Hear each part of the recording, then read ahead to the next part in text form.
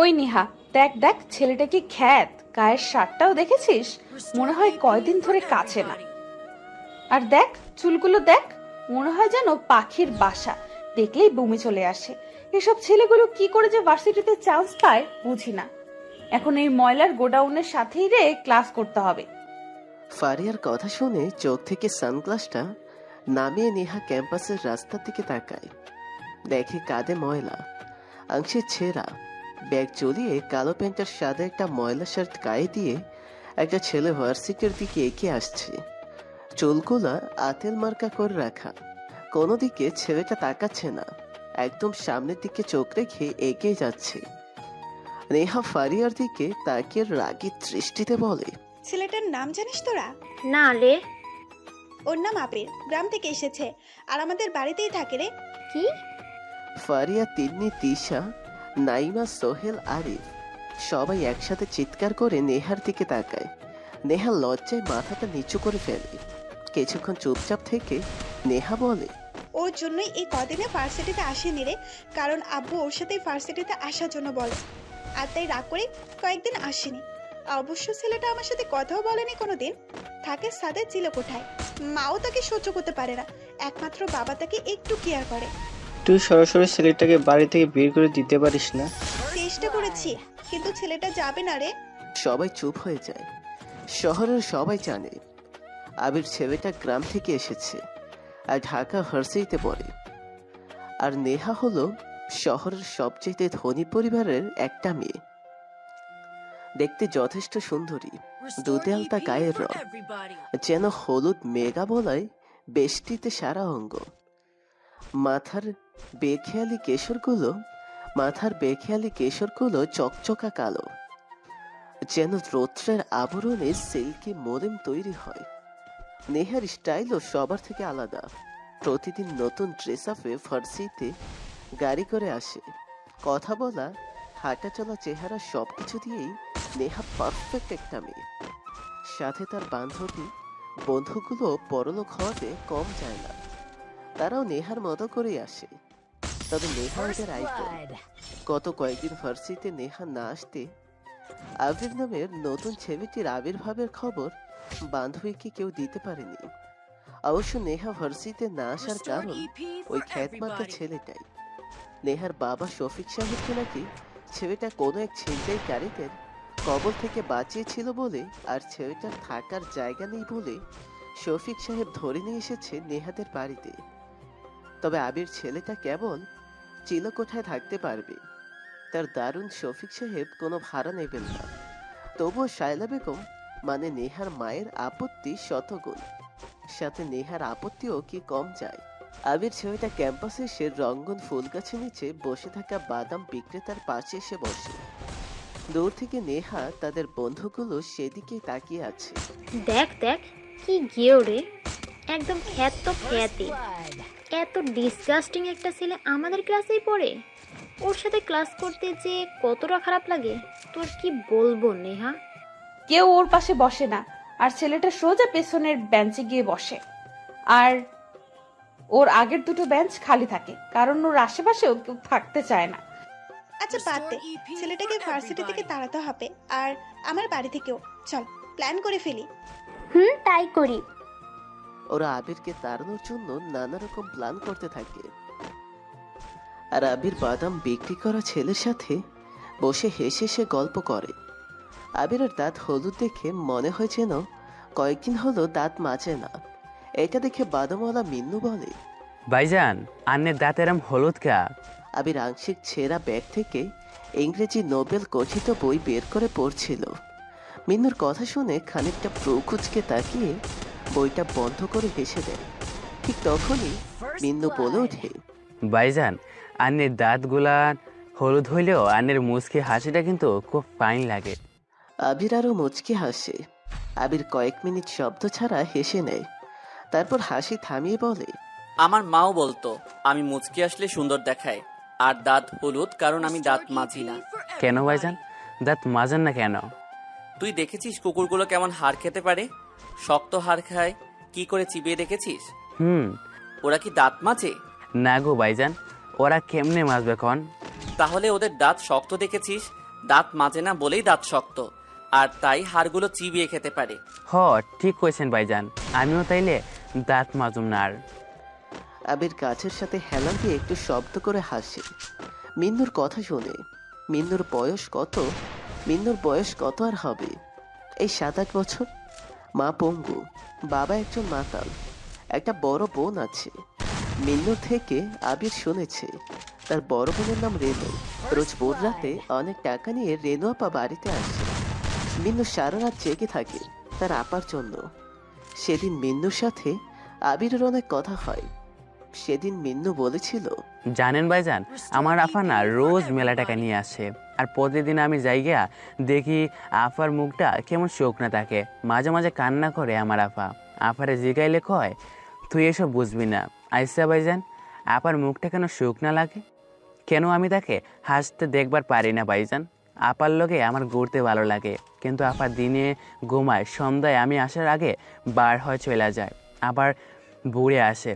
কেন হয় এরকম ভাইজান? মিন্নুর কথায় আবির সেদিন কোনো উত্তর দেয়নি।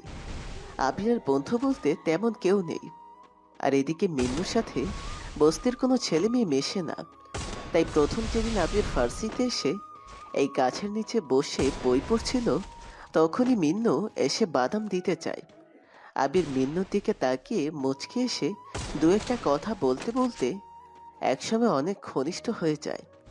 আবির বসা থেকে উঠে দাঁড়িয়ে মিন্নুর পকেটে 50 টাকা গুঁজে দিয়ে বাদামের গামলা থেকে ছোট্ট একটি মুঠায় কয়েকটা বাদাম নিয়ে বলে, তুই রোজ দাঁত মাজবি গাধা, কারণ তারা পশু আর তুই মানুষ। মানুষদের দাঁত মাজতে হয়। নে বাদাম খা, আমি দিলাম, নে খা আর বিক্রি কর, কত হয় জানাবি। আবির কথাগুলো বলে কয়েক পা বাড়াতে একটি জোরে মিন্নু বলে ওঠে, ভাইজান, আপনি কি তাইলে পশু? আবির চোখটা বন্ধ করে। ফর্সা মুখের উপর রাগের প্রতিচ্ছবি ফুটে ওঠে তার। ভিতরে থাকা অন্য একটি মানুষ তার মধ্যে অকারণেই যেন জেগে উঠতে থাকে, কারণ এই পশু শব্দের সাথে আবির ছেলেটার অনেক কিছুই জড়িয়ে আছে। বলা যায় এক ছলছালো অতীত, যেখানে পশুত্বটাই রক্তের গন্ধে বিষাদিত। আবির ঘোরে মুচকি এসে হনহন করে ঠোঁটে ক্লাসের দিকে এগিয়ে যায়। ক্লাসের কাছে আসতেই কে যেন তার ব্যাগটা টেনে ধরে। ঘুরে তাকিয়ে দেখে একটা মেয়ে। আবির চুপচাপ দাঁড়িয়ে পড়ে। আবিরকে দেখে সবাই নাক মুখ ছিটকে মুখ ঢেকে নেয়। আবির সবার দিকে তাকিয়ে মুচকে এক হাসি দেয়। আবিরকে দেখে সবাই ভাবছে কোন সারগাদা থেকে উঠে এসেছে সে। কেমন যেন পটকা গন্ধ তার গা থেকে আসছে, তাই সবাই সেই গন্ধটা যেন না পায়, তাই নাক ঢেকে রেখেছে। আবির কথা বলেনি, কোনো রকমে তড়িঘড়ি করে ক্লাসের দিকে প্রবেশ করে। সবাই আবিরকে দেখে দূরে সরে যেতে থাকে। আবির কোনো কথা না বলে একদম শেষ বেঞ্চে গিয়ে বসে পড়ে। ক্লাসের সবাই ওর দিকে তাকাচ্ছে। সে স্মার্ট হয়ে এসেছে, তার জন্য তাকায় না। সে যেমন খ্যাত এটা দেখার জন্য সবাই তাকায় ওর দিকে। তবে আবিরের মেধা সবার থেকে অনেক গুণে বেশি। এ কারণেই সে মাত্র 10 দিনের স্যারদের কাছে বেশ পরিচিত লাভ করে। আচ্ছা নেহা, আজ যদি ব্রেক টাইমে আমরা ওকে নিয়ে একটু মজা করি কেমন হবে? কেমন মজা? ওই ধর, তিশা যে ওকে দাঁড় করিয়ে কথা বলবে, সোহেল যে ওর বসার জায়গাতে চুইংগাম লাগিয়ে দেবে। গ্রেট আইডিয়া, তাহলে চল এটা করা যাক। কয়েকটা ক্লাস শেষ করে ব্রেক টাইম আসে। আবির বসা থেকে উঠে চলে আসবে, তখনই তিশা নামের মেয়েটা 3 হাত দূরে রুমাল হাতে বেঁধে বলে, এই ছেলে উঠে দাঁড়ান বলছি। আপনি বলেন আপনার জন্য কি সবার কাছ থেকে টাকা তুলবো? আবির তিশার ঝাড়ি শুনে উঠে দাঁড়ালো। আর ঠিক তখনই সোহেল পেছন থেকে এসে অনেকগুলো চুইংগাম লাগিয়ে পালিয়ে যায়। আবির দাঁড়িয়ে বলে, কেন? আপনার যে গায়ে দুর্গন্ধ আর শার্টে যে ময়লা, এতে করে তো ক্লাস করা যায় না। নতুন কাপড় কিনে দেবো? নতুন কাপড় লাগবে না। আবির কথাটা বলে বেঞ্চে বসে পড়ে। সবাই হো হো করে হাসতে থাকে। আবির সবাইকে মনে মনে পাগল বলে বেঞ্চে মাথা লাগিয়ে শুয়ে পড়ে। তারপর ক্লাসে স্যার চলে আসে। সবাই দাঁড়িয়ে স্যারকে সম্মান জানায়। কিন্তু যখনই আবির উঠে দাঁড়ায়, তখন একটা বেমানান শব্দ শুনতে পায় ও। কেবল আবির নয়, নেহা, তিন্নি, নাইমা, তিশা, সোহেল, আরিফ বলতে গেলে সবাই শুনতে পায় শব্দটা। আর এটা শুনেই নেহারা চোরেই হেসে ওঠে। আবির একটু ঘুরে পেছনে তাকায়, দেখে ওর প্যান্টের কিছু অংশ পেন্সে লেগে আছে চুইংগামের সাথে। নীলয়ের সাথে সাথেই বলে যায়, কেমন যেন তার গলাটা ধরে আসতে থাকে, চোখ যেন ঝাপসা হতে থাকে। বারবার উচ্চ পদস্থ মানুষদের দিকে আবির তাকায়। গরিব বলে সবাই তাকে নিয়ে মজা করছে, কিন্তু সে কিছু বলে না।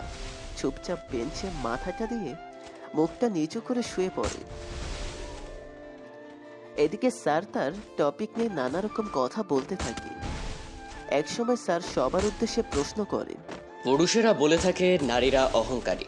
কেন অহংকারী? কারণ নারীরা সৌন্দর্যের প্রতীক। তারা তাদের সৌন্দর্যের কারণে অহংকারী হয়, আর এই অহংকারটা দেখায় কেবল ছেলেদের কাছেই।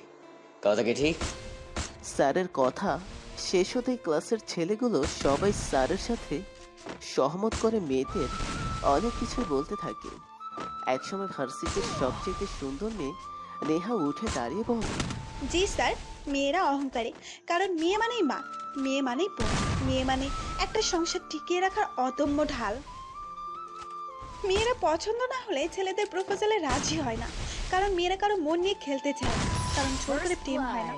যখন ছেলেটা জানতে পারবে মেয়েটা তাকে পছন্দ করে না, তখন মনে একটু হলেও কষ্ট পাবে। ফলে না রিলেশনের শান্তি আসবে, না কেউ ভালো থাকতে পারবে। হয়তো ছেলেরা এখন বলবে এই অহংকারের কারণে মেয়েদের কপালে দেখতে খারাপ বর জোটে। হ্যাঁ জোটে, কারণ মেয়েরা পারে না বাবা মায়ের অবাধ্য হতে। ছেলেদের পছন্দ না হলে রাগারাগি করে বাড়ি থেকে বের হয়ে যায়, কিন্তু মেয়েরা তা পারে না। যদি কেউ বেরো হয়, সমাজ তাদের মেনে নেয় না, উল্টো কথা শোনায়। তাই আমরা অহংকারী। পুরো ক্লাসটা এখন ঠান্ডা হয়ে গেছে নেহার কথা শুনে। সবাই নেহার দিকে হা হয়ে তাকিয়ে আছে। স্যারও বেশ অবাক হয়ে চেয়ে আছে তার দিকে। নেহা বেঞ্চে বসে রিল্যাক্স করতেই স্যার বলে, ছেলেরা চুপ কেন? তোমাদের কথার ভিত্তিতে আমরা অনেক কিছুই শিখতে পারবো। ছেলেরা কিছু বলো, নাকি মেয়েরাই জিতে যাবে? কেউ কোনো কথা বলছে না। দৃষ্টিতে প্রত্যেক ছেলের দিকে তাকায়। স্যারের চোখ আটকে যায় পেছনে বসা বেঞ্চে শুয়ে থাকে একটা ছেলের দিকে। স্বভাব মতোই স্যার চোখ ছুঁড়ে মারে ছেলেটার দিকে। পেছনে বসা আবির লাফ দিয়ে উঠে দাঁড়িয়ে পেছনে প্যান্ট যেখানে ছিঁড়ে গেছে সেখানে হাত দিয়ে দাঁড়ায়। সবাই হো হো করে হাসতে থাকে। আবির মাথাটা নিচু করে নেয়। স্যার বলে, এই যে বেয়াদব, স্যার যে এতক্ষণ ক্লাসে ছিল, তুমি কি জানো? জি। রাতে কি চুরি করতে যাও? কাপড় চুপড় দেখে তো তাই মনে হচ্ছে। কাপড়গুলো কি কাঁচো না? এত ময়লা বাঁধিয়ে রেখেছো কেন? আর এগুলো কি ধরনের পোশাক? ব্যাগটাও তো ছেঁড়া। সহপাঠীদের কি দেখো না কত স্মার্ট হয়ে ক্লাসে আসে? কোথা থেকে এসেছো? বেয়াদবের মতো ক্লাসে পড়ে পড়ে ঘুমাচ্ছ, ফাজিল ছেলে কোথাকার। স্যারের অপমানে আবির আরো মাথাটা নিচু করে নেয়। একটা দীর্ঘশ্বাস ফেলতে চেয়েও যেন পারে না। সবকিছু আবারও কেমন ঘোলাটে লাগছে। বারবার মনে হতে থাকে ওর যেখানে বড়লোকি জীবনযাপনের আধিক্য, সেখানে গ্রামে থেকে আসা গরিব ছেলেটার কোনো মূল্য নেই। স্যারের কথাগুলো শুনে ক্লাসে সবাই উচ্চস্বরে হাসতে থাকে। স্যারও একটু হাসলেন।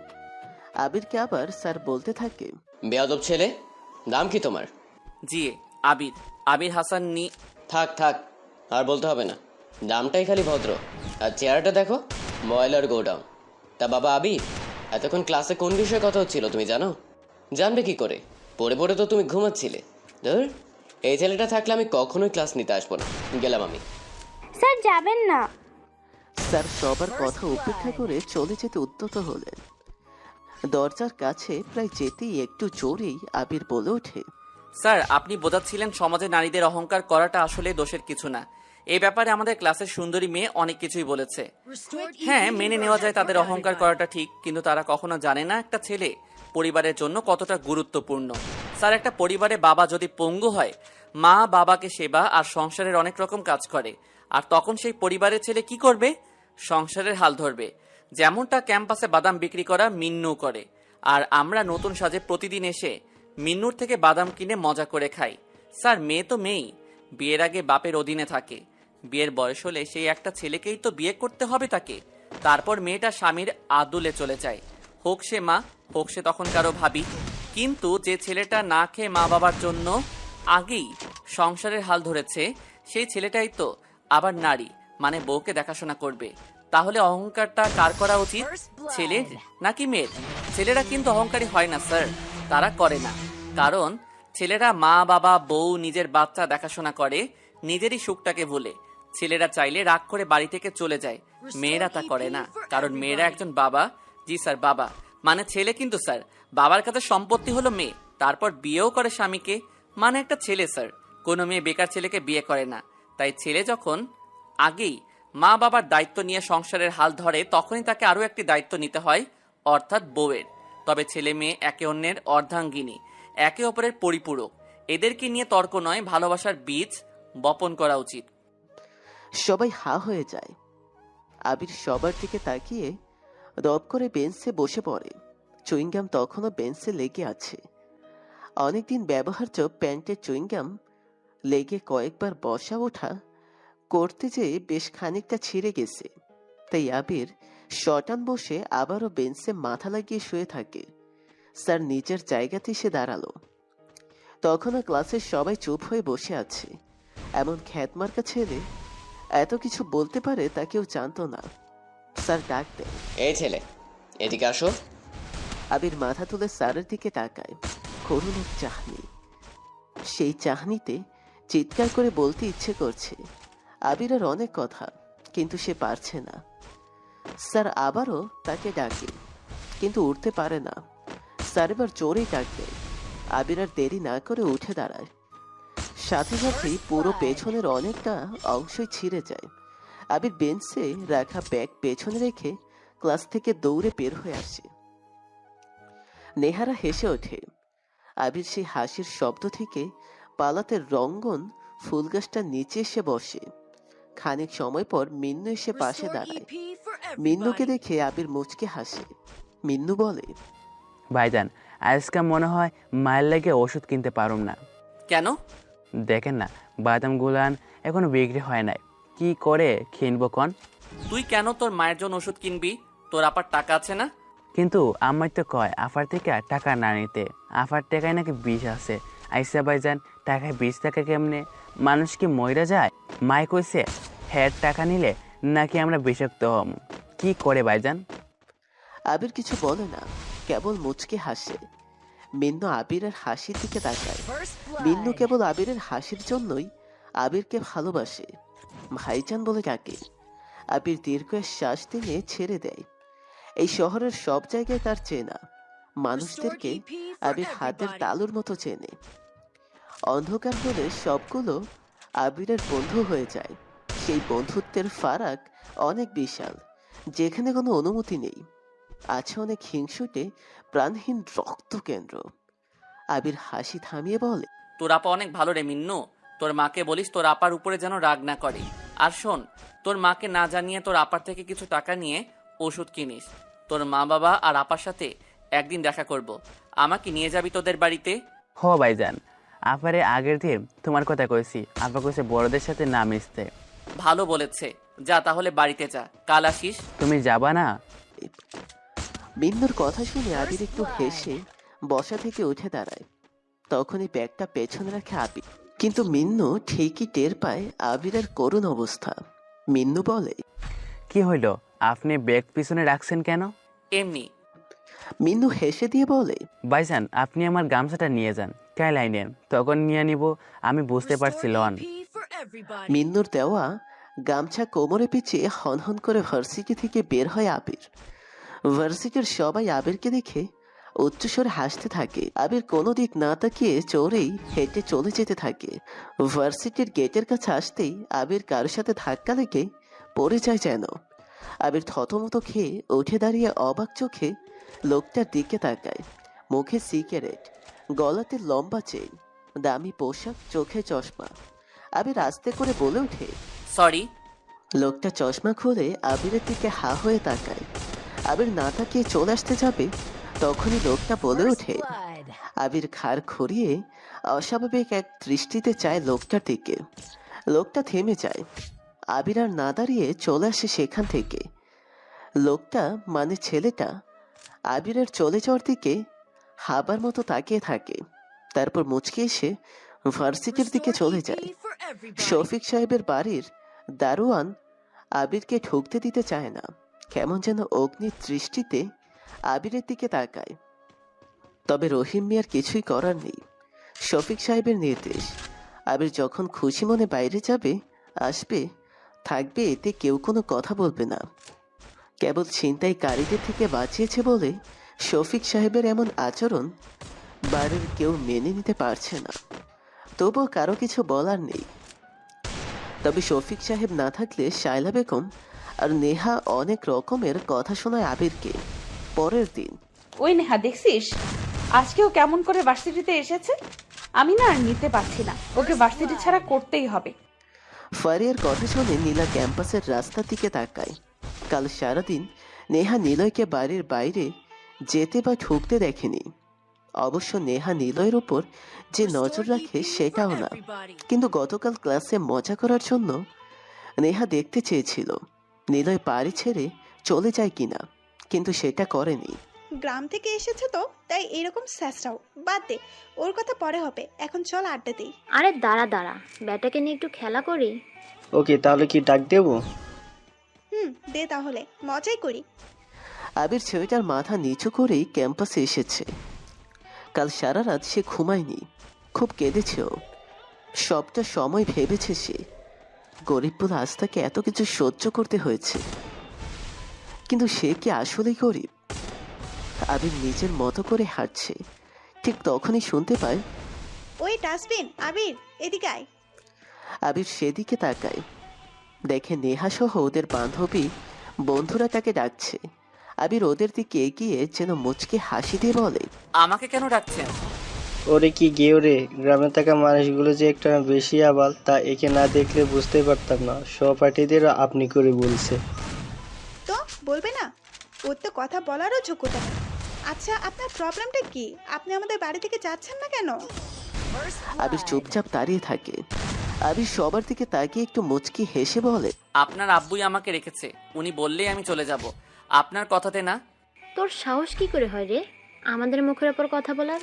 ওই ফারিয়া, যা তো শফিক মামার দোকান থেকে আইসক্রিম কিনে আন, সব ওর মুখে আর জামায় লাগিয়ে দেব। ফারিয়া, নাইমার, সোহেল ওরা তিনজন মিলে আইসক্রিম কিনতে যায়। আবির সেদিকে তাকিয়ে ধীরে ধীরে সেখান থেকে চলে আসতে যাবে, তখনই আরিফ পিছে এসে আবিরকে পাকড়ে ধরে। আবির চুপচাপ দাঁড়িয়ে যায়। আবিরের চোখ চারপাশে এমন কাউকে খুঁজতে থাকে যে এসে বলবে ওকে ছেড়ে দাও, কিন্তু কেউ নেই। সবাই নিজের কাজের জন্য ব্যস্ত। সবাই আবিরকে জোকার দৃষ্টিতে তাকিয়ে দেখতে থাকে। কয়েক মিনিট পরেই ওরা তিনজন এসে হাজির। আরিফ আর সোহেল আবিরের হাত ধরে রাখে। নেহা, তিন্নি, ফারিয়া, নাইবা ওরা চারজন এসে আবিরের মুখে, মাথায়, তার ময়লা শার্টে, মাথায়, মুখে, ঘাড়ে, কানে, গলাতে আইসক্রিম লাগাতে থাকে। আবির মাথাটা নিচু করে নেয়, চোখ দুটো মাটির দিকে করে নেয়। সবাই আবিরকে নিয়ে হাসতে থাকে। ঠিক তখনই ফারিয়া বলে ওঠে, ওই দেখ নতুন ছেলেটাকে দেখ, কি হট রে, স্টাইলিশ, দেখেই বোঝা যায় রোজ জিম করে। নতুন ছেলেটাকে দেখ, কি হট রে, স্টাইলিশ, দেখেই বোঝা যায় রোজ জিম করে। সবাই ক্যাম্পাসের গেটের দিকে তাকায়। বাইকে আসা একটা ছেলের দিকে সবার চোখ আটকে তাকিয়ে থাকে। সাথে আবিরও মাথা তুলে সেদিকে তাকায়, দেখে কালকের সেই ছেলেটা যার সাথে আবির ভুলবশত ধাক্কা খেয়েছিল। আবির সেদিকে তাকাতেই দেখে সেই নতুন ছেলেটা তার দিকে তাকিয়ে আছে। ছেলেটা বাইক রেখে ওদের পাশ দিয়ে হেঁটে যেতে তিন্নি ডাক দেয়। ছেলেটা থেমে যায়, আবিরের পাশে এসে দাঁড়ায়। আবির মাথাটা নিচু করে নেয়। ছেলেটা আবিরের দিকে আর চোখে তাকাতেই কয়েক হাত পা দূরে সরে যায়। ছেলেটা, আবিরের সারা গায়ে আইসক্রিম লেগে আছে। সবাই ভাবছে আবিরকে বাজে দেখার কারণে ছেলেটা সরে গিয়েছে, কিন্তু বিষয়টা তা নয়, অন্য কিছু। ছেলেটা কিছু সময় চুপ থেকে বলে, আমি সায়ন, বিভাগ। ও, আমরা সবাই তো একই বিভাগের স্টুডেন্ট। আমি ফারিয়া, ও তন্নি, ও নেহা, ও নাইমা, তিশা, সোহেল, আরিফ। আর ইনি? শাওন নামের ছেলেটা আবিরের দিকে তাকিয়ে কথাটা বলে। সবাই কিছুক্ষণ বিরক্ত নিয়ে আবিরের দিকে তাকিয়ে থেকে নেহা বলে, এই যে খ্যাত ময়লার ডাস্টবিন, তুই এখনো এখানে দাঁড়িয়ে আছিস কেন? যা ভাগ, সামনে থেকে যা। আবির আর দাঁড়ায় না, সেখান থেকে জোরে হেঁটে কিছুটা দূরে চলে আসে। দূরে সে পেছনে ঘুরে তাকায় ওদের দিকে। শাওন নামের ছেলেটা তখন আবিরের দিকে তাকিয়ে আছে। আবির শাওনের দিকে তাকিয়ে মুচকে হাসি দিল। শাওন কিছু বলতে চেয়ে বলতে পারল না। রঙ্গন ফুল গাছের নিচে আবির বসে রুমাল বের করে মুখটা কোনো রকম মুছে নেয়। এদিকে শাওন ওদের সাথে গল্পতে ব্যস্ত হয়ে যায়। আবির কোনো রকম নিজেকে ঠিকঠাক করে নেয়। ওদের দিকে তাকিয়ে একটা মুচকি হাসি দিয়ে দীর্ঘশ্বাস ফেলে। তারপর আবির ছেঁড়া ব্যাগ থেকে একটি বই বের করে পড়তে থাকে। কিছু সময় যাওয়ার পর শুনতে পায়। ভাইজান কেমন আছেন? চোখ তুলে তাকিয়ে দেখে মিন্নু এসে পাশে বসেছে। আজ বাদামের পরিমাণ গামলাতে কম। মিন্নুর দিকে তাকিয়ে মুচকি হাসি দিয়ে আবির বলল, কিরে আজ বাদাম এত কম কেন? আজ বালা বিক্রি হয়েছে। ও তা তোর মুখটা এমন শুকনা কেন? মিন্নু কিছু বলল না। আবিরের দিকে তাকিয়ে আবার চোখ সরিয়ে নেয়। আবির ব্যাগ বই রেখে মিন্নুর মাথায় হাত বলিয়ে দিতে বলে, কি হয়েছে রে, আজ চুপ কেন? মায়ের ওষুধ কিনতে পারিস নাই? আচ্ছা চিন্তা করিস না, আমি দেব। সেটা না ভাইজান, মায়ের ওষুধ কিনছিলাম। তাহলে আপা, কি হয়েছে তোর আপার? জানেন ভাইজান, আপা আমাকে খুব ভালোবাসে। শুরু থেকে আবার আদরে বড় হয়েছি। আপা আমার গায়ে কখনো হাত উঠায় নাই, কিন্তু আজকে সকালে আমার গালে আপা জুড়ে সর মাইরা খাইছে। জুড়ে সর মাইরা কইছে একদিন সব সাইডে চলে যাব। মিন্নু কান্না করতে থাকে। আবির মিন্নুর মাথায় হাত দিয়ে বলে, কেন রে, কি হয়েছে? জানি না ভাইজান, আজ যখন বুড়ে ঘুম থেকে উঠে দেখি আপা আইছে আর বাবা আপারে বকতাছে, তখন দেখি আপার বাবার লগে ঝগড়া করতেছে। এক সময় আপা ঘর থেকে বের হইয়া উঠানে গিয়ে বসে, আমিও আপার লগে যাই। আপার মুখে কেমন যেন দাগ দেখি আমি, যেন মনে হইতেছিল আপারে কেউ সারা রাত দূরে মারছে। গলায় কপালে টুটে কেমন যেন কামড়ের দাগ দেখে ভয় পাইছিলাম। আপার এসব জিগাইতে এসে আমারে জোরে জোরে কান্না করতে কয়, তুই এসব বুঝবি না রে, এতগুলো পেটের ক্ষুধা আর জীবন চালানোর দাগ। আচ্ছা ভাইজান, আপনি তো পেটের ক্ষুধা মিটা, তাইলে আপনার কোনো দাগ নেই? আমার যখন খিদা লাগে আমিও তো খাই, কই আমার তো কোনো দাগ নাই। নিলয় চুপ হয়ে যায়। কি বলবে ও ঠিক খুঁজে পাচ্ছে না। কেবল মিন্নুর দিকে তাকিয়ে জড়িয়ে ধরে নেয়। বাদ দে সব, তুই বরং আমার সাথে অন্য কথা বল। তোর বাড়িতে আমাকে কিন্তু নিয়ে যাস নাই? হ্যাঁ, আপনারা নিয়ে যাবো। আপা যেদিন বাড়িতে থাকবো সেদিন নিয়ে যাবো। শুক্রবারে আপা বাড়িতে থাকে সব সময়, সেই দিন নিয়ে যাবো। আচ্ছা। আবির মিন্নুর থেকে চলে আসে। ক্লাসের সময় হয়ে গেছে। আবির যেখান থেকে উঠে ক্লাসের দিকে এগোতে থাকে, ওর আগে নেহার ক্লাসে প্রবেশ করে। তারপর ফারিয়ার কথা শুনে সবাই একসাথে জড়ো হয়ে যায়। ওদের পাশের বেঞ্চে শাওন বসে আছে। ফারিয়ার কথা ঠিকই শুনে ফেলেছে ও।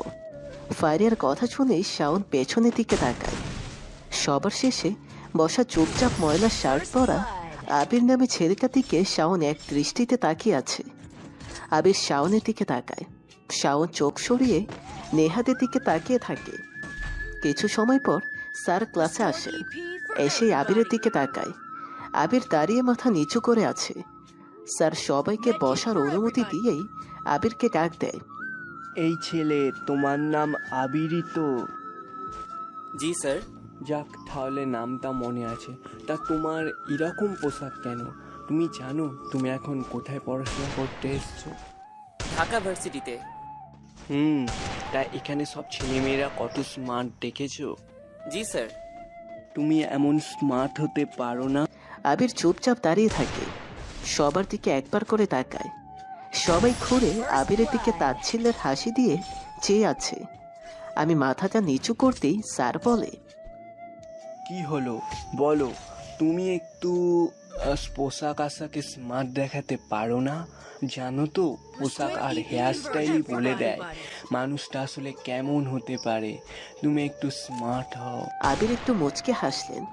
স্যার ওকে হাসির জন্য ঝাড়ি দিতে যাবে, তখনই আবির বলে, কি হবে স্যার স্মার্ট দিয়ে? যেখানে মানুষের মধ্যে অন্য মানুষদের জন্য কোনো মূল্যবোধ থাকে না, সেখানে স্মার্টনেস দিয়ে কি হবে? স্মার্টনেস কেবল দামি পোশাকই বহন করে, এটা ভাবা ভুল স্যার। একজন রিক্সা চালকও স্মার্ট স্যার, কারণ তার রিক্সা যত বেশি চলবে সে তার পরিবারের জন্য তত বেশি সুখ আহরণ করতে পারবে। আমার কাছে স্মার্ট মানে টাকা থাকা নয়, নতুন ড্রেস আপ পরে ঘোরাও নয়, কথায় কথায় ও নো, ও মাই গড, ও শিট, সরি, ইডিয়ট, স্টুপিড এগুলো বলা নয়। আমার কাছে স্মার্ট মানে মূল্যবোধ, যা হয়তো শিক্ষার মাধ্যমেও অর্জন করা যায় না স্যার। আর কি হবে এসব পোশাক দিয়ে, যদি মেয়েদের লজ্জাস্থানের আকৃতি বোঝা যায় আর তা দেখে ছেলেরা ওয়াও কি মাল যাচ্ছে রে বলে, তাহলে স্মার্টনেস কি বাড়বে নাকি যাবে স্যার? গ্রাম থেকে এসেছি স্যার, দুবেলা পেটের খাবার জোটাতেই হিমশিম খেতে হয়। সেখানে স্মার্টনেস দেখিয়ে কি হবে? কেউ না খেয়ে থাকলে অন্য কেউ এসে কখনোই বলবে না চল আমি তোকে খেতে দেব। তাহলে স্মার্টনেস দিয়ে কি করব আমি স্যার? স্যার আর কোনো কথা বলছে না, কেবল হা হয়ে আবিরের দিকে তাকিয়ে আছে। শুধু স্যার নয়, ক্লাসের সবাই আবিরের দিকে অবাক চোখে তাকিয়ে আছে। বিশেষ করে যে মেয়েগুলো শর্ট ড্রেস পরে আসে, তারা আবিরের নিচের জায়গাতে বসে পড়ে। এইভাবে দুটো ক্লাস পার হয়, 1 ঘন্টার ব্রেক চলে। আবির ব্যাগ রেখে রঙ্গন ফুল গাছের নিচে এসে বসে, ঘামে ভেজা শার্টের হাতা দিয়ে মুখটা মুছে নেয়। খানিকটা সময় পর মিন্নু আসে, চোখে মুখে তখনও মিন্নুর চিন্তার ছাপ। আবির বলে, কি হয়েছে, এখনো মন খারাপ? ভাইজান, দুপুরে গেছিলাম বাড়িতে ভাত খাইতে। বাড়ির কাছে যাইয়ে শুনি আপা পাশের বাড়ির এক বাবির লোকে ঝগড়া করতেছে। ঝগড়ার সময় বাবি আপারে অনেক খারাপ ভাষায় গালাগালি করছিল। তারপর বলছিল তোর লজ্জা করে না মুখ দেখাইতে? ভাইজান, বাবি যখন আপারে এইসব কইতেছিল, আপা কোনো উত্তর দেয়নি কেন? আপার চোখের পানি দেখে আজ না খাইয়ে চলে আসছে। আবির কিছু বলতে চেয়েও বলে না, কি বলবে ও? মিন্নুর মা পঙ্গু, বাবা একজন মাতাল। ওর বড় বোন সংসার চালাতে, মায়ের ওষুধ কিনতে, বাবার নেশা মেটাতে রাতের অন্ধকারে রাতের পরই হয়ে থাকে। টাকাওয়ালা মানুষগুলো সেই পরিটাকে নিত্য নতুনভাবে ব্যবহার করে, আর সেই বড়লোকেরা টাকাগুলো গরিবদের দান করতে গেলে তাদের হাত কাঁপে। আবার সেই নারী যদি সংসার চালানোর কাজে নিজের দেহটাকে বিক্রি করে, সেই নারীর হয়ে যায় খারাপ। অথচ সমাজের ভদ্রলোকেরা দিব্যি তাদেরকে টাকার বিনিময়ে ভোগ করে যায়। আজব খেলা। ভাইজান, চুপ করে আছেন কেন? ভাবছি আজকে তোদের বাসায় যাব। যাবেন?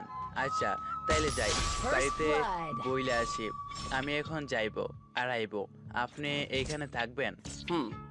মিন্নু চলে যায়। এদিকে আবারও ক্লাস শুরু হওয়ার সময় চলে আসে। নিলয় ক্লাস শুরু হওয়ার 10 মিনিট আগে ক্লাসে আসে। নিজের জায়গাতে যেতেই বেশ অবাক হয়, কারণ সেখানে তার ব্যাগ নেই। আবির সব দিকে একবার চোখ বুলিয়ে নেয়, কোথাও আবিরের ব্যাগের চিহ্ন দেখা যাচ্ছে না। আবির আরো ভালো করে সব বেঞ্চে তাকায়, কিন্তু সেখানে আবিরের ব্যাগ নেই। শেষে আবির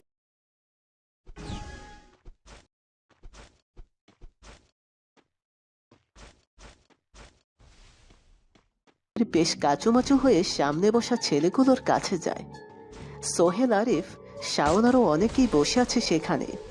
আবির কাচুমাচু হয়ে সোহেলকে জিজ্ঞাসা করে। সবাই উচ্চস্বরে হেসে ওঠে। আবির যে 1 নাম্বার খ্যাত, তা আবিরের কথা শুনে বোঝা গিয়েছে সবাই। ক্লাসমেটদের আপনি করে বলছে, তাও ভাই ডেকে। আরিফ আবিরের জামার কলার ধরে বলে, শালা, তোর ব্যাগ কোথায়? আমরা কি জানি? তোর ব্যাগ কি আমরা দেখে বেড়াই? কোথায় সেনা ব্যাগ আর কোথায় দামি ব্যাগ? যা ভাগ সামনে থেকে। ভাই, ব্যাগ দেখেছেন? ঢং দেখলে মনে হয় শালাটোকে ঘুষি মেরে দিই। সামনে থেকে, আবাল কোথাকার। কাকে কি বলছিস? ও তো কানো কাটা, দেখছিস না স্যাসরার মতো আমাদের বাড়িতে পড়ে আছে।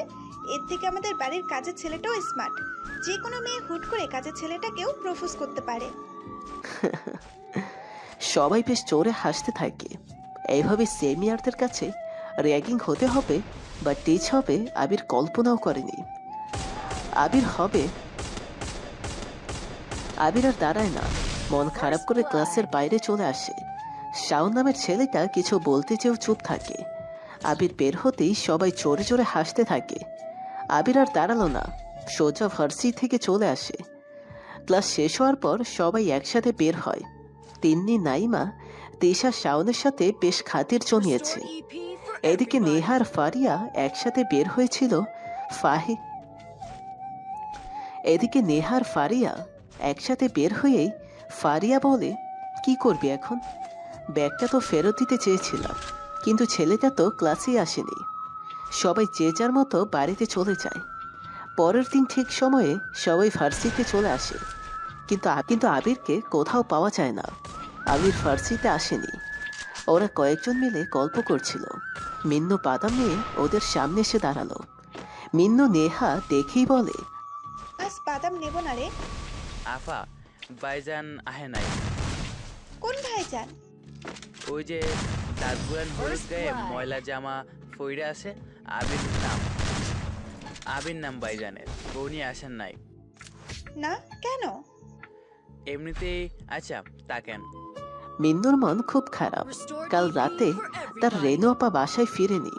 যখন সকালে মিন্নু বাদাম দিয়ে ভার্সিতে আসছিল, তখন দেখে তার আপা খোঁড়াতে খোঁড়াতে বাড়ির দিকে আসছে। আপার দিকে তাকিয়ে মিন্নু জিজ্ঞাসা করছিল, কি হয়েছে আপা? ওর আপা কোনো উত্তর দেয় না। মিন্নু আর না দাঁড়িয়ে পেটের তাগিতে বাদাম নিয়ে চলে আসে। ভেবেছিল আবিরের সাথে গল্প করে মন ভালো করবে, কিন্তু আবিরকে সারা ভার্সিটি খুঁজেও কোথাও পায়নি। এভাবে কেটে যায় অনেক দিন। ব্যাগটা আবির আর নিতে আসেনি। নেহা একবার ছাদের চিলেকোঠায় গিয়েছিল আবিরকে দেখতে, কিন্তু সেখানেও তালা ঝুলতে দেখে সবাই আবিরের কথা ভুলে গেলেও নেহা পারছে না, কেন যেন সে আবিরকে খুঁজছে। প্রায় 25 দিন পর নেহার রুমে বসে বই পড়ছে। হঠাৎ চোখ চলে যায় সেই ছেঁড়া ব্যাগটার দিকে। নেহা কি মনে করে ব্যাগটা খোলে।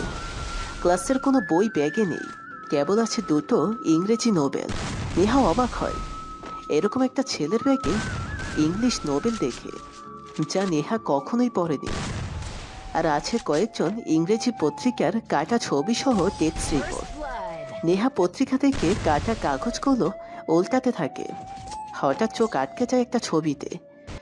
ছবিটা তার বাবার, শফিক সাহেবের। ইংরেজি পত্রিকা, সেখানে শফিক সাহেবের নিয়ে অনেক কিছু লেখা। নেহা পত্রিকার কাটা অংশগুলো উল্টাতে থাকে। দেশের সব বড় বড় নামকরা মানুষের ছবি সেখানে গচ্ছিত আছে। নেহা বেশ অবাক হয়ে তাকিয়ে আছে সেসবের দিকে। নেহা ব্যাগটা আরো ভালোভাবে চেক করে। কয়েকটি ছবি দেখে সে। একজন বয়স্ক মহিলার ছবি, একটা ম্যাগাজিনের উপর পাতার ছবি, আর আরেকটা আছে 5 জন ছেলে দাঁড়িয়ে আছে, মুখে কালো মাস্ক, হাতে কভার এবং পিস্তল নিয়ে।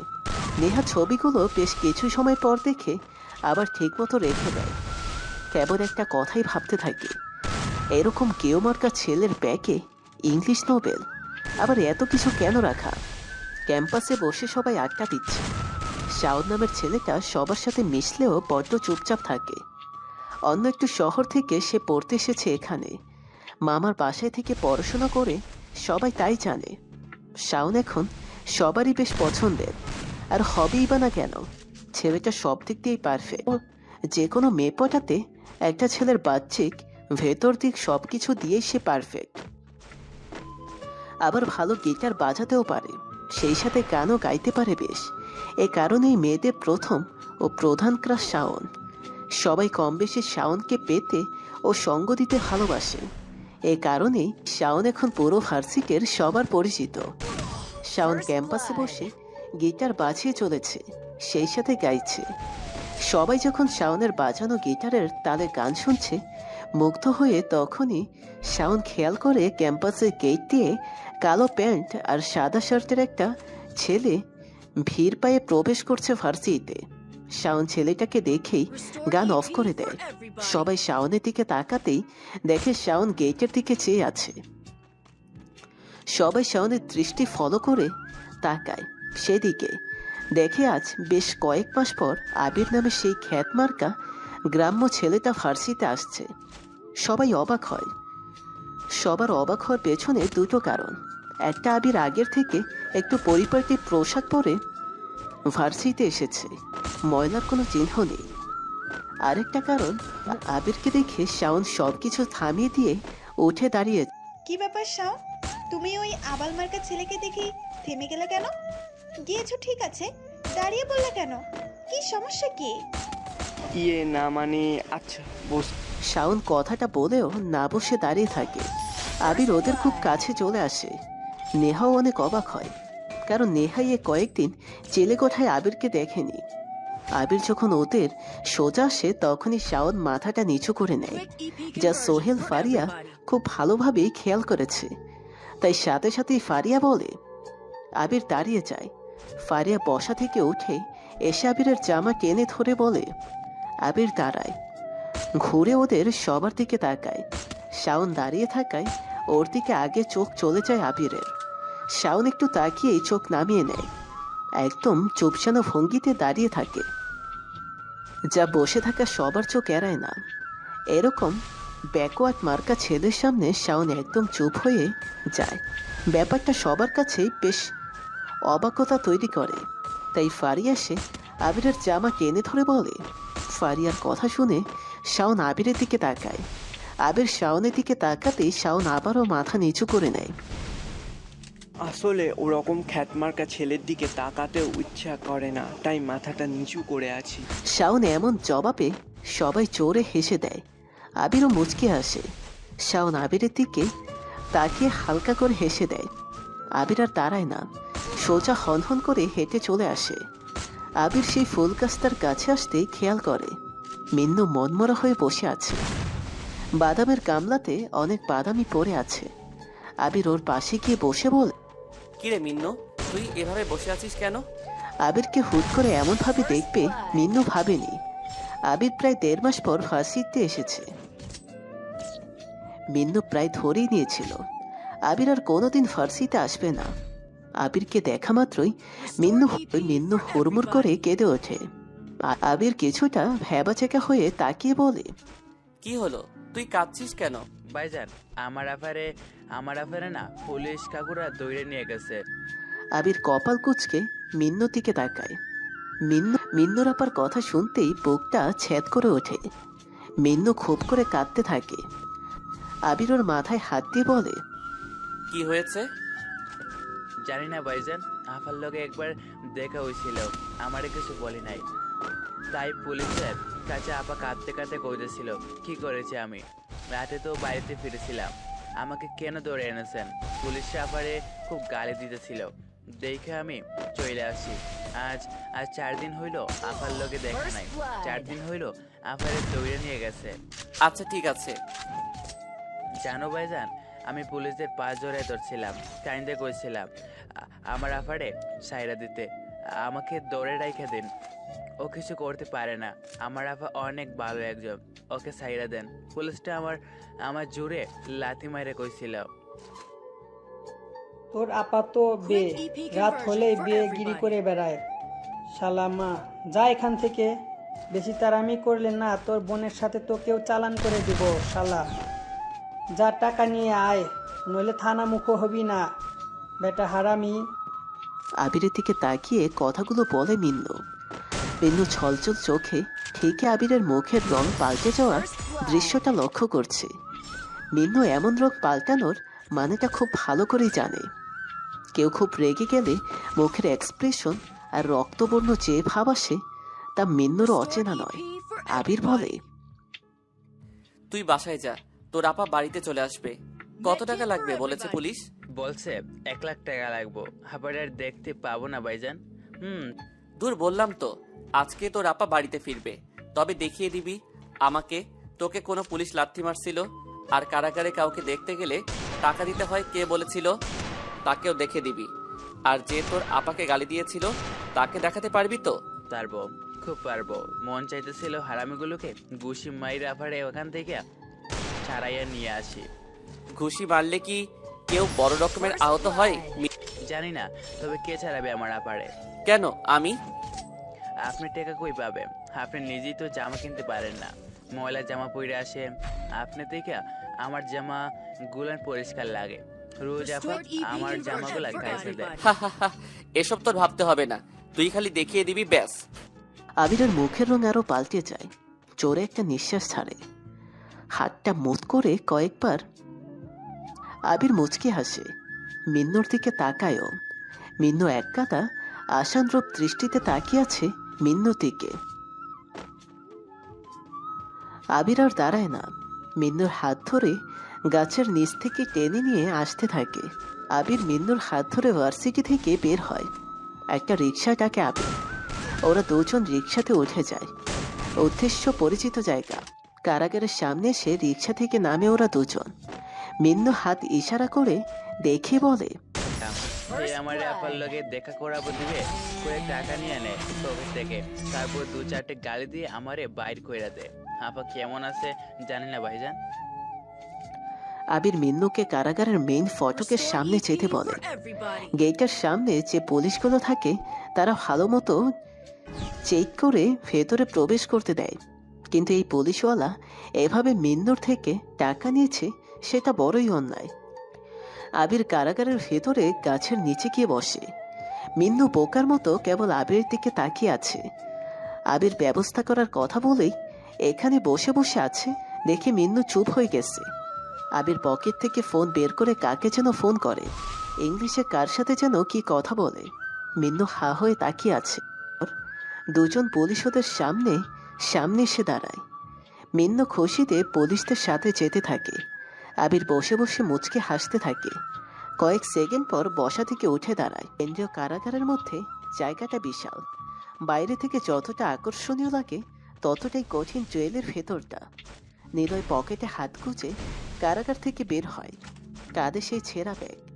ব্যাগে যা যা ছিল তা ঠিকমতো আছে কিনা আবির জানে না। জেলেকোটায় ফিরে সে আগে ব্যাগটা চেক করবে, তারপর। বাবা, তুমি কি ছেলেটাকে বাসা থেকে কি তাড়াবে? শফিক সাহেব টিভি থেকে চোখ সরিয়ে নেহার দিকে তাকায়। নেহা বিরক্ত দৃষ্টিতে তাকিয়ে আছে শফিক সাহেবের দিকে।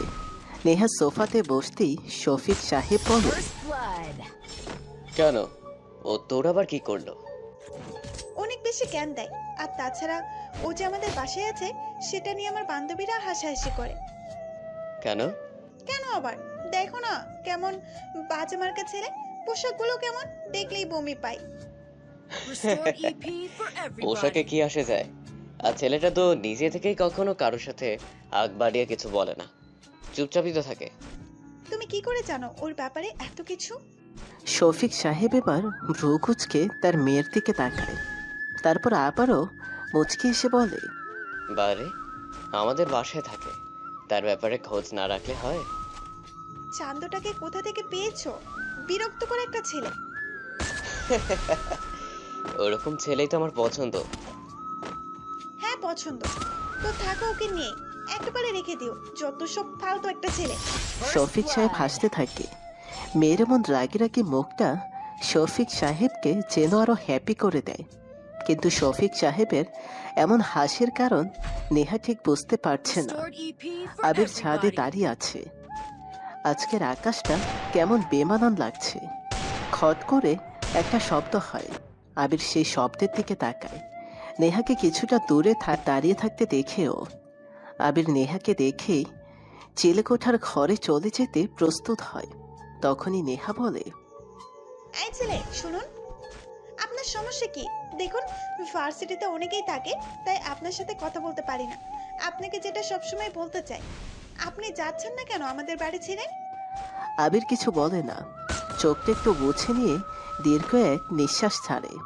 তারপর মুখে এক মুচকি হাসি নিয়ে বলে, নেহা কথাগুলো বলেই হনহন করে চলে গেল।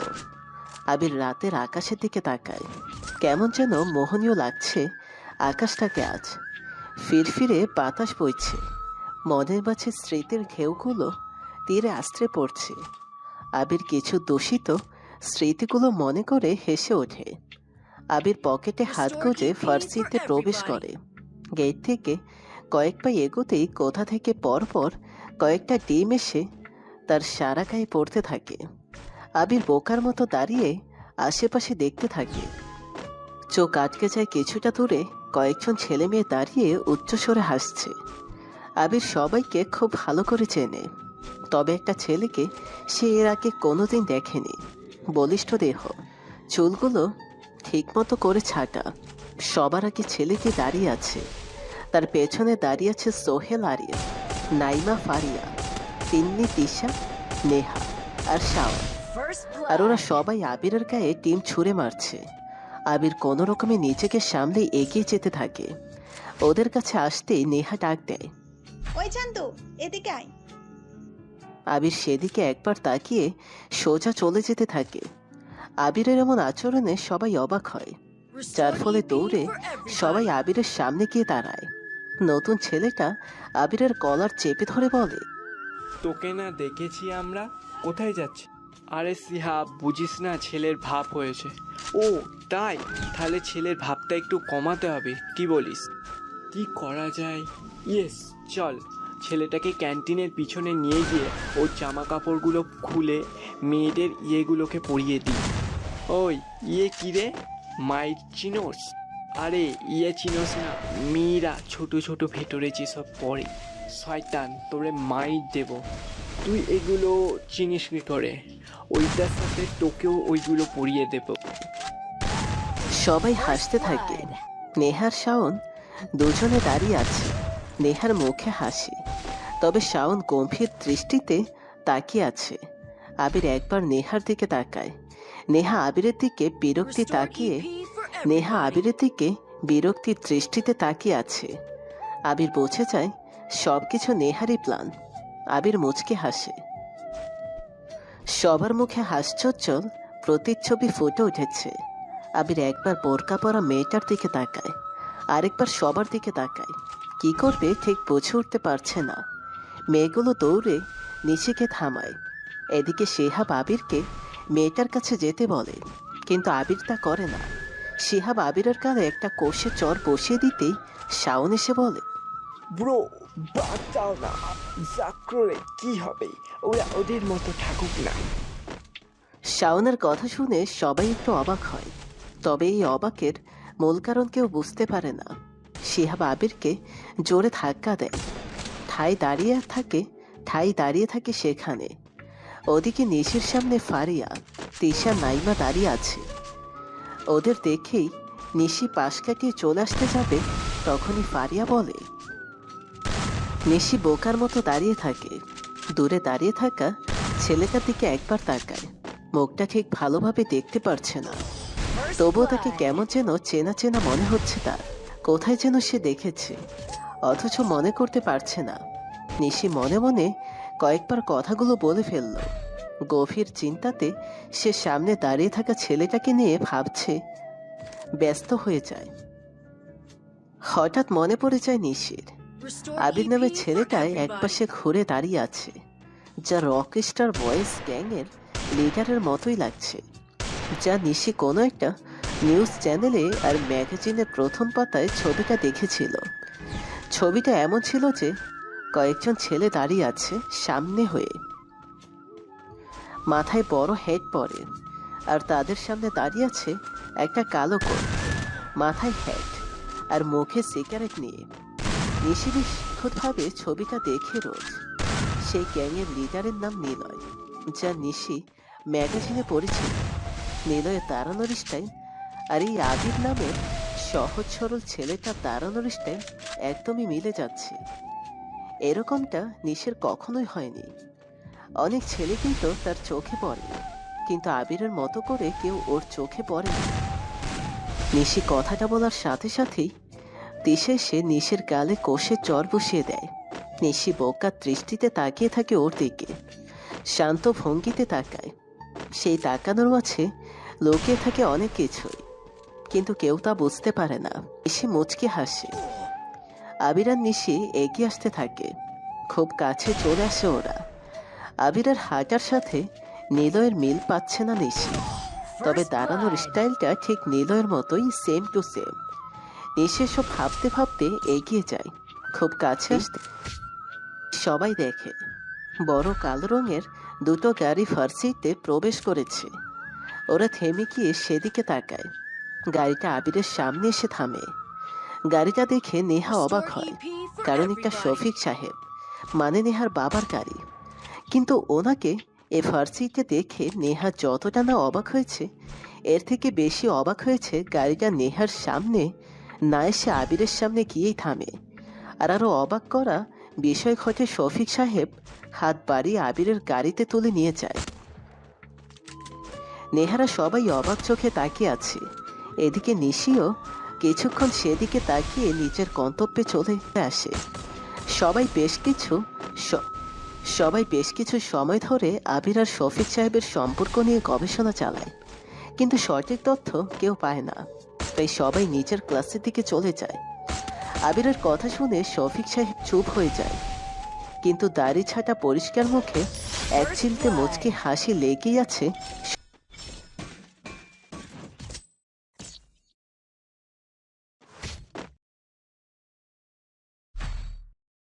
Quick EP conversion for everybody.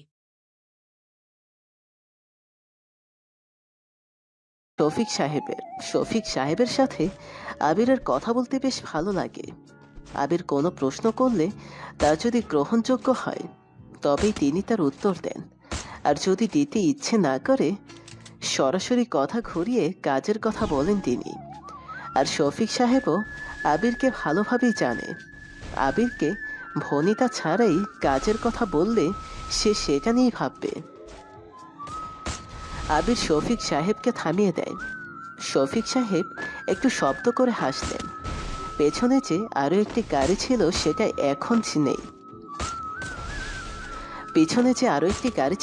সেটা এখন নেই। গাড়িটা ছিল শফিক সাহেবের বডিগার্ডদের, যা তিনি সব সময় সব জায়গাতে গেলে সাথে নেবেন ওদের। কিন্তু এবার ব্যতিক্রম। আবির শফিক সাহেবের প্রশ্নের উত্তর দেয় না, কেবল একটু মুচকি হাসে। শফিক সাহেব বুঝে যায় আবির তার প্রশ্নের উত্তর দেবে না, তাই তিনি একটা দীর্ঘশ্বাস নিলেন। আবির গাড়ির জানালার কাঁচ খুলে দিয়ে বাইরের দিকে তাকায়। শ্রাবণের মেঘগুলো দক্ষিণ থেকে উত্তরে উড়ে চলার প্রতিযোগিতা শুরু করেছে, কারণ শরতের বেহুলা ডাক যে মেঘদের শুনতেই হবে। তবে সেই মেঘদের চালক হলো বাতাস, যা আবিরের গায়ে এসে লাগছে। সব সম্পর্কের কি কোনো অধিকার লাগে? মিন্নুর সাথে আবিরের সম্পর্কটা বন্ধুত্বের।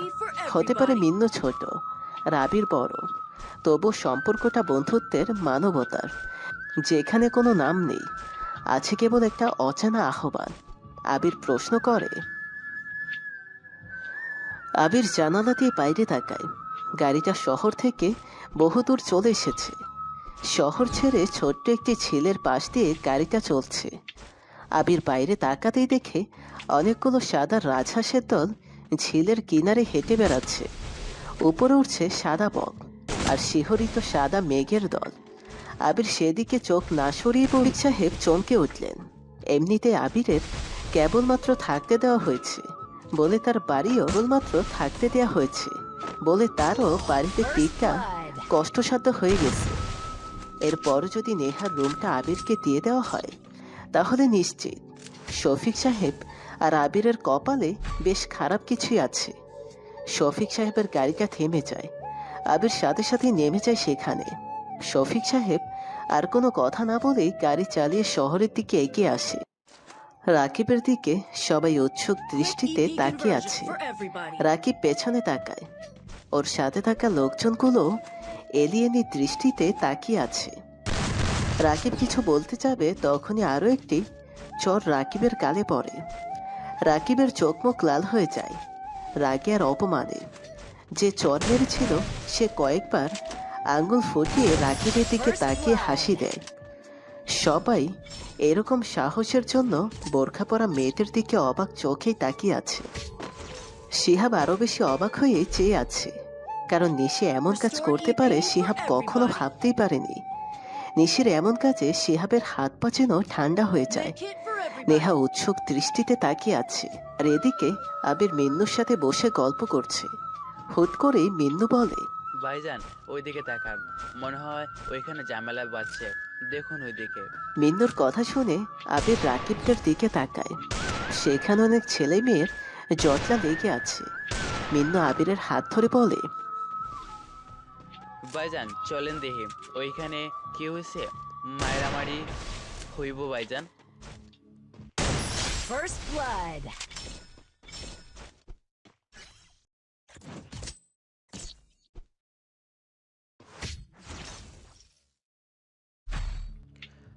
ক্যাম্পাসে বহুত মারামারি হয়। ওই যে Restore পোলাটা EP গালে conversion হাত for রাইখা everybody. কারে আছে, সেই পোলাটা বহুত খারাপ আছে, মানুষেরে ও কারণে পিড়ায়। নেহা পারে অনেকদিন ধরে জ্বালাই পাশে আইসা, এইখানে কি যেন একটা নেতা থাকে, সেটা হইছে ও। মিন্নুকে কিছু বলতে যাবে তার আগেই মিন্নু আবিরের হাত ধরে টেনে নিয়ে আসে সেদিকে। এদিকে রাকিব গাল থেকে হাত সরিয়ে নিশির দিকে তাকিয়ে উচ্চস্বরে হেসে দেয়। সবাই রাকিবের এমন উদ্ভট হাসি দেখে আরো বেশি অবাক হয়। রাকিব নিশির দিকে তাকিয়ে বলে, বাহ, এই ফুলের তো দেখি কাটার পরিমাণ বেশি, নেহার থেকেও বেশি। নাইস। দেখ শাওন, যেটা বলছি সেটা কর, সোজা এখান থেকে চলে যা, না হলে না হলে না হলে কি? আমিও দেখতে চাই তোর সাহস কতটুকু। রাকিব কথাটা বলেই নিশির গাল টেনে ধরে ডান হাত দিয়ে। ডান হাতের আঙুল দিয়ে নিশির গালটা জোরে চেপে ধরে। শাওন এগিয়ে আসতেই রাকিবের পেছনে দাঁড়িয়ে থাকা কতগুলো ছেলে শাওনকে ধরে ফেলে। পুরো ক্যাম্পাস তখন নীরব একটা পরিবেশ ধারণ করে, আর কেউ রাকিবের সামনে এসে কোনো কথা বলার মতো নেই। সবাই নীরব দর্শক আর হয়ার্ত দৃষ্টিতে চেয়ে আছে। সবাই মনে মনে বলেই ফেলেছে, এরা দুজন আজ গেল। রাকিব নিশির গাল জোরে চেপে ধরে বলছে, এত সাহস কি করে আসে তোদের? আমার সামনে যে এভাবে কথা বলিস, সাহস কি করে হয়? সাহসের কি দেখেছিস তোরে আমি? শাওনের গালে একটা খুশি পড়ে। শাওন থেমে যায়। রাকিবকে তুই সম্বোধন করাতে নিশিকে ছেড়ে শাওনকে যে মারে। নিশি তখনই বলে, আচ্ছা ওয়েট, 2 মিনিট দাঁড়া, তোর সাহসের অ্যাডভার্টাইজ দেখাচ্ছে। নিশি তার ব্যাগ থেকে ফোন বের করে কাকে যেন ফোন করে। তারপর রাকিবের দিকে তাকিয়ে বলে, একটু দাঁড়া। আচ্ছা 2 মিনিট না, 2 ঘন্টা। রাকিব থেমে যায়। মুখ দিয়ে আর কোনো কথা বের হয় না। একদম কাচুমাচু হয়ে দাঁড়িয়ে থাকে। একবার নিশির দিকে তাকায়, আরেকবার শাওনের দিকে তাকায়, আর আরেকবার তাকায় সবার পেছনে দাঁড়িয়ে থাকা একটি ঢিলে ঢালা সাধারণ পোশাকে মিন্নুর হাত ধরে থাকা আবিরের দিকে। একদম চুপসে যায় রাকিব। ঠিক কি বলবে আর সে খুঁজে পাচ্ছে না। সবাই রাকিবের এমন কাচুমাচু মুখটা দেখে অবাক হয়, কারণ এরকম কখনোই হয়নি। সবাই স্পষ্ট দেখতে পাচ্ছে রাকিবের চোখে মুখে একটা চাপা ভয়ের ছাপ লেগে আছে, যা রাকিবের মাঝে এর আগে কেউ কোনোদিন দেখেনি। নিশি জোরে হেসে দেয়। রাকিব নিশির দিকে আর চোখে তাকিয়ে মাথাটা নিচু করে নেয়। হাত দুটো পেছনে রেখে মাথা নিচু করে দাঁড়িয়ে পড়ে। নিশি রাকিবের এমন ভাব দেখে হেসে ফেলে। হঠাৎ গর্জে ওঠা বাঘের এমন শান্ত রূপ সবার কাছে আরো বেশি ভয়ের সৃষ্টি করে দিয়েছে, যেন এমনটা কেউ কখনোই আশা করেনি। নিশি বলে ওঠে, কি রে, হাওয়া বের হয়ে গেল? শোন, কাউকে ফোন দেইনি আমি, এমনিতেই বের করে কানে ধরছিলাম, আর তাতে এরকম চুপসে গেলে? শালা লুজার, আসছিস মাস্তানি করতে? তোর মতো মাস্তানকে না আমি, যা ভাগ এইখান থেকে। নিশির এমন কথা শুনে রাকিবের সাথে থাকা লোকজন সবাই নিশির দিকে বেশ তেড়িয়ে আসে, কিন্তু রাকিব সাথে সাথেই সবাইকে থামিয়ে দেয়। শাওনকে যারা ধরে রেখেছে তাদেরকে ইশারায় চলে আসতে বলে। তবে রাকিবের চোখে মুখে ভয়ের পাশাপাশি রাগের পরিমাণ স্পষ্ট, যা নিশির কথাতে রাগের পরিমাণ বেড়ে গিয়েছে। কিরে, মাস্তানি করবি না? বের কর তোর পিস্তল, বের কর দেখি, খেলনা পিস্তল নিয়ে মাস্তানি করতে আসিস কিনা দেখি। নিশি কথাটা বলেই রাকিবের কোমর থেকে পিস্তল বের করে নেয়। রাকিবের সাথে থাকা লোকজন এমন আচরণে অবাক হয়, কারণ রাকিব নিশিকে কিছুই বলছে না। ওর সাথে থাকা লোকগুলো অবাক চোখে দেখছে রাকিবকে, আর নিশির দিকে দেখছে ক্যাম্পাসের সব ছেলে মেয়ে। নে ধর, এসব পিস্তল তোর কাছেই রাখ, আর সোজা চলে যা। ক্যাম্পাসে যেন তোকে আর কোনো মেয়ের সাথে বেয়াদবি করতে না দেখি। আর শোন, আমাকে দেখে এত ভয় পাওয়ার কিছুই নেই, পাতে মাস্তান একটা। Restored EP for রাকিব নিশির everybody. কাছে চলে আসে, তারপর খুব আস্তে করে নিশিকে বলে, যেখানে king of the rock star থাকে সেখানে আমার কি কাজ? কথাটা বলেই যখন সবাই বাইকের কাছে আসতে যাবে তখনই কয়েক গাড়ি পুলিশ ক্যাম্পাসে প্রবেশ করে। রাকিব একবার পুলিশদের দিকে তাকায়, আরেকবার সবার পেছনে শান্ত ভঙ্গিতে মিনুর হাত ধরে যে দাঁড়িয়ে আছে তার দিকে তাকায়। অবশ্য পুলিশ আসাতে রাকিব একটু অবাক হয়, কারণ এরকমভাবে পুলিশ কখনোই ক্যাম্পাসে আসে না, তাও আবার রাকিবের জন্য তো কখনোই না। পুলিশের গাড়ি সোজা রাকিবের সামনে এসে দাঁড়ায়। রাকিবকে পুলিশেরা বেশ ভালো করেই জানে যে রাকিব যা কিছু করুক এর প্রমাণ বা ভয়ে কেউ কোনো কথা বলে না। কিন্তু যখনই পুলিশেরা গাড়ি থামায়, নিশি আর শাওন পুলিশ অফিসারদের কাছে এসে বলে, স্যার, এই ছেলেটা Restored ক্যাম্পাসে এসে EP for মাস্তানি করে। everybody. তোর আপাত বে। মানে? আরে রাকিব সাহেব তো ছাত্র নেতা, কোনো প্রতিদ্বন্দ্বী ছাড়াই তিনি বিপুল ভোটে পাশ করেন, তিনি এমন কিছু করতেই পারেন না। তাহলে আপনারা কেন এখানে আসলেন? রাকিব সাহেব, আসলে বোঝাতে এসেছি, শফিক সাহেবের মেয়েকে তিনি কি না কি বলেছে, ওনার মেয়েই তো ফোন দিয়ে আমাদের এনেছে, তাই আসছি। কিন্তু এখানে তো দেখি সব ঠিকঠাকই আছে। হ্যাঁ, থাকবেই তো, পাতে মাস্তান হলে তো ভয়ে চুপসে যাবে। ঠিক আছে, যান, যেহেতু সব স্বাভাবিক তাই আজ ওকে আর আপনাদেরও কিছু বললাম না। নিশির কথা শুনে সাব ইন্সপেক্টর বড় বড় চোখে তাকায় ওর দিকে। খুব সাধারণ একটা মেয়ে এইভাবে কথা বলছে দেখে সবাই খানিকটা ঘাবড়ে যায়। এরকম করে কেউ ছাত্র নেতা আর পুলিশদের বলতে পারে সেটা সবারই ধারণার বাইরে ছিল। পুলিশ অফিসার রাকিবের দিকে তাকায়। রাকিব ইশারা করে চলে যেতে পুলিশগুলো চলে যায়। রাকিব বাইক স্টার্ট দিয়ে চলে আসতে যাবে, তখনই নিশি বলে, ভবিষ্যতে যেন ক্যাম্পাসে আপনাদের বেয়াদবি করতে না দেখি। আর আবার বলছি, আমাকে এত ভয় পাওয়ার কিছুই নেই। রাকিব মুচকে হাসে, কোনো কথা না বলে আবারও ভয়ার্ত চেহারা নিয়ে বাইক চালিয়ে চলে আসে। নিশার সেখানে দাঁড়ায় না। নেহারা অনেকবার তাকে ডেকেছে, কিন্তু নিশি আর না দাঁড়িয়ে হনহন করে তার ক্লাসের দিকে চলে আসে। শাওন পেছনে ঘুরতে দেখে আবির একদম সবার পিছনে দাঁড়িয়ে আছে। আবিরের দিকে তাকিয়েই নিশির দিকে তাকায়, আবার আবিরের দিকে তাকায়। কয়েকবার নিশি আর আবিরের দিকে তাকিয়ে নিশির দিকে মুখ করে মুচকি হাসতে থাকে। শাওন বুঝে যায় রাকিব চলে যাওয়ার আগে কেন মুচকি হেসেছিল, হয়তো তার কারণ আবিরই। রাকিব ক্যাম্পাস থেকে বের হতেই ওর সাথে থাকা প্রায় সবাই অবাক চোখে তাকিয়ে থাকে, প্রশ্ন করে, হলো ভাই আপনার আজকে? একটা মেয়ের কাছে আপনি এভাবে অপমান হয়ে চলে এলেন কেন? কি সমস্যা হয়েছে? এবার থেকে আমাদের কি কেউ আর ভয় পাবে? আহ, চুপ কর তোরা। আমি কি একবারও বলেছি যে মেয়েটাকে ভয় পেয়ে চলে এসেছি? Restored EP for তাহলে everybody. সায়ন ছেলেটাকে? না, তোরা বুঝবি না। আর আজকে রাতে তোরা আমাকে কেউ ফলো করবি না। আজকে আমার একটা কাজ আছে। আচ্ছা। রাকিব চলে যায় নিজ গন্তব্যে। এদিকে ক্যাম্পাসের সবাই শাওনকে বাহবা দিতে লাগলো। নেহা আজ শাওনের কাজের জন্য বেশ ইমপ্রেস হয়েছে। শাওনের আশেপাশে ঘেঁষার চেষ্টা করছে নেহা। শাওনের আশেপাশে নেহা আজ শাওনের কাজের জন্য বেশ ইমপ্রেস। শাওনের আশেপাশে ঘেঁষার চেষ্টা করছে নেহা, কিন্তু এসব কিছু শাওনের দৃষ্টি আকর্ষণ করছে না। শাওন তাকিয়ে আছে মিনুর হাত ধরে চলে যাওয়া ছেলেটার দিকে। ভাইজান, জানো আমি যখন আপারে দেখতে গেছিলাম তখন প্রায় সাথে সাথে আপারা সাইরা দিচ্ছে। আমরা এক লোকে বাড়িতে আইছিলাম, একজন কালো কোট পরার লোক এসে পুলিশের কি কাগজ দেখাইছিল, তারপরে সাইরা দিছে। পুলিশগুলো আমার দিকে অবাক চোখে তাকাইছিল। আপারে নিয়ে বাইরে আইসা আপনারা অনেক কইছিলাম। ফুল গাছের নিচে বসতে বসতে মিন্নু কথাটা বলে। আবির একটু শব্দ করে হাসে, তারপর মিন্নুর দিকে তাকিয়ে বলে,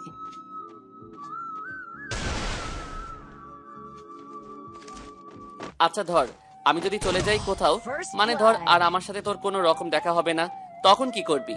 কি যে কোন ভাইজান, আপনি কেন হারাইবেন? হারাই তো তারা যারা কাছে থাকতে ভয় পাইয়া যায়। আমার আপা বলছে তাই আপনারে কইছি, আমি এসব জানি না। আবির কিছু বলে না। মিন্নুর সাথে আরো কয়েক মিনিট কথা বলে চলে যায়।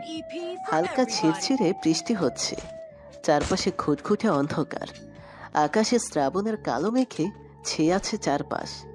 কেবল ল্যাম্পপোস্টের আলোয় মাঝে মাঝে অন্ধকারাচ্ছন্ন কেটে গিয়ে আলোর চাকচিক্য চোখে পড়ছে।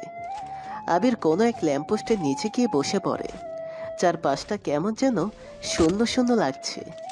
আজ সন্ধ্যায় আবির মিন্নুদের বাড়িতে গিয়েছিল। মিন্নু বাড়ির সবাইকে বলেছিল আবির তার আপাকে ছাড়িয়েছে। এ কারণে সবাই আবিরের খাতিরে ব্যস্ত হয়ে যায়। কেবল মিন্নুর আপা রেনু আবিরের সামনে আসেনি। সবার সাথে টুকটাক কথা বলে। যখন চলে আসতে যাবে তখনই আড়াল থেকে রেনু ডাক দেয় আবিরকে। আপনি একবার এদিকে আসবেন। আবির থেমে যায়। কোমল একটা কণ্ঠ তার কানে বাজতে থাকে। আবির চুপচাপ দাঁড়িয়ে থাকে, কেমন যেন নেশাগ্রস্ত হয়ে পড়ে। যার কণ্ঠে এত মায়া সে নিশ্চয় একজন ভালো মনের মানুষ, আর মায়াবতী হবে। আবির ধীর পায়ে পাশের ঘরের দিকে যায়। ছোট্ট একটি জায়গায় দুটো রুম, একটাতে মিন্নুরা থাকে, আরেকটাতে ওর আপা। আবির রুমের বাইরে দাঁড়িয়ে আছে। ভেতর থেকে রেনু বলে ওঠে, ভেতরে আসুন, কোনো সমস্যা নেই। আবির আবারও চুপ হয়ে যায়। কেমন যেন একটা মাদকতা কাজ করে সেই কণ্ঠের ওপর। আবির শান্ত ভঙ্গিতে আর অনেক বেশি উৎসাহ নিয়ে ছোট্ট একটি ঘরে প্রবেশ করে।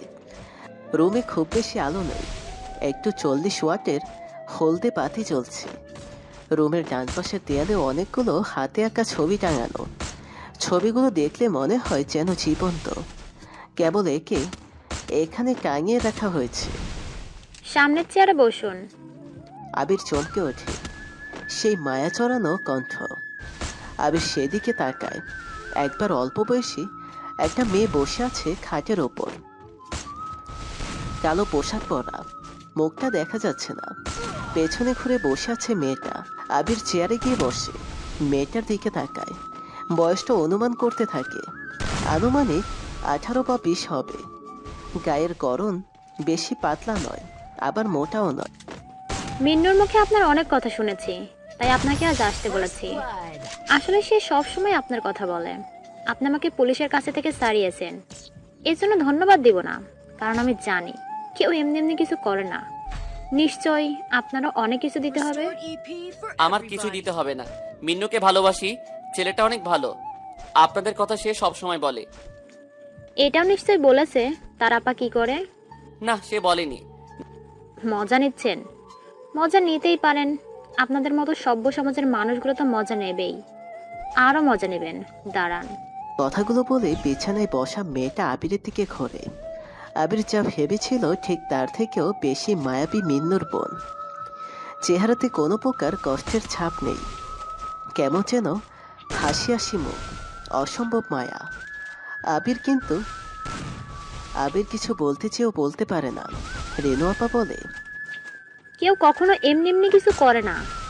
আমরা আপনার কাছে ঋণী, চাইলে আপনি ঋণ শোধ করে নিতে পারেন। না না, এরকম কিছুই না, আমি তো কেবল মিন্নুকে ভালোবাসি বলে ওর জন্য এরকম করেছি। আরে ধুর মিয়া, এত সাধু সাধার কিছু নেই, জলদি আপনার ঋণ পরিশোধ করে দিন। আজ অনেক দিন আমাকে কেউ স্পর্শ করেনি, জলদি শুরু করেন। এত ভনিতা ভালো লাগে না। মিন্নুর সাথে মিশে এত কিছু করেছেন, ভাবছেন আমরা খুশি হব। হ্যাঁ, খুশিই তো হয়েছি, আর খুশি হয়ে আপনার জন্য নিজেকে তৈরি করেছি সন্ধ্যা থেকে। এই জন্য টাকা লাগবে না, আমাকে যে সারিয়েছেন এটার জন্য ফ্রি। আসুন আসুন, বাইরে বৃষ্টি শুরু হবে, কেউ জানবে না। চাইলে সারা রাত আপনার ঋণ পরিশোধ করে নিতে পারেন আমার সাথে থেকে, যেভাবে ইচ্ছে ব্যবহার করতে পারেন। আপনাদের হিসেব আমি বেশ ভালো করেই বুঝি। আসেন তো মিয়া। আবির বোকার মতো তাকিয়ে থাকে রেনুর দিকে। কয়েক মুহূর্ত আগে এই মেয়েটাকে নিয়ে আবির কত কিছুই না মনে করেছিল, কিন্তু এরকম ভাবে রেনু বলতে পারে কথা আবির বুঝতে পারেনি। অবশ্য রেনুর দোষটাও বা কোথায়? রেনুর সাথে হয়তো সবাই পাওয়ানাটা নিয়েই এরকম করে। দুনিয়াতে কেউ তো কারোর জন্য না। কেউ না খেয়ে থাকলে কেউ নিজের টাকা খরচ করে খেতে দেবে না। আর এক্ষেত্রে তো আবির কোনো কারণ ছাড়াই মিন্নুদের উপকার করেছে। আবির কিছু বলতে যাবে তখনই রেনু বসা থেকে উঠে দাঁড়িয়ে বলে। আবির রেনুর দিকে তাকায়। মেয়েটাকে তার কাছে যেন মায়াবী কোনো ফুটন্ত তাজা ফুলের মতো লাগছে। রেনুর এমন কথাটা আবির অনেকখানি অবাক হয়। আবির ঠিক কি বলবে বুঝে উঠতে পারে না। মিন্নুর সাথে তার সখ্যতা গড়ে উঠেছে রেনু আপাকে উপভোগ করার জন্য না, রেনুকে সে তার বোনের মতো দেখে এসেছে। রেনু আবিরের খুব কাছে চলে আসে। আবির আর সহ্য করতে না পেরে চেয়ার থেকে উঠে দাঁড়িয়ে রেনুর গালে কষে একটা চড় মারে। রেনু অবাক হয়ে আবিরের দিকে তাকিয়ে আছে। আবির বলে, নারী দেহের প্রতি লোভ থাকলে আপনার আগে আরো অনেক মেয়েদেরকেই নিজের ইচ্ছে মতো বিছানায় নিয়ে নিজের প্রশান্তি মেটাতাম। নারী মানে একজন পরিচারক। নারীরাই পারে অনেক কিছু বদলে দিতে, আর সেই নারীকে আমরা বিভিন্ন নামে ডাকি। কেউ বলি বেশ্যা, কেউ বলি পতিতা। তবে সমাজে যারা পতিতা হয় তারা এমনি এমনি হয় না। আপনি যেমন হয়েছেন পরিবারের জন্য, তবে এটা বিশ্বাস করুন আমি কেবল কিছু পাওয়ার জন্য এসব করিনি। মিন্নুকে ভালোবাসি আর আপনাদের পরিবারকেও। ভালো থাকবেন। আর কখনো আপনাদের উপকার করব না, আসবো না। আবির রুম থেকে বের হয়। রুম